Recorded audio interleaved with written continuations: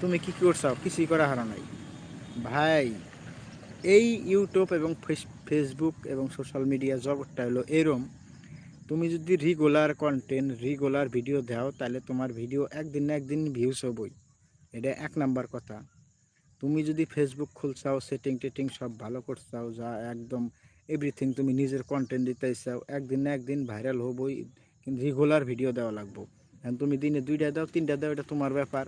হয়তো বহুত জনে কয় দিনে কয়টা ভিডিও দেওয়া লাগে, কয়টা ভিডিও দিলে ভাইরাল হয়। এনে সব মিশা কথা। তুমি যদি পারো দিনে একটা দাও, যদি না পারো একদিন পরে পরে একটা দাও।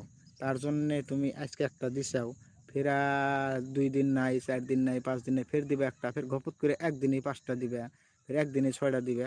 এম্বা করে দিলে কিন্তু এই যে ইউটিউব ফেসবুকের যেটা অ্যালগোরিদম কয় এবং রিচ এঙ্গেজমেন্ট কয়, তো এখানে ডাউন হয়ে যায়। এবং তোমার যে ফলোয়ার, তোমার যে সাবস্ক্রাইব, তারা জানে যে তুমি ভিডিও দাও একদিন পরে পরে।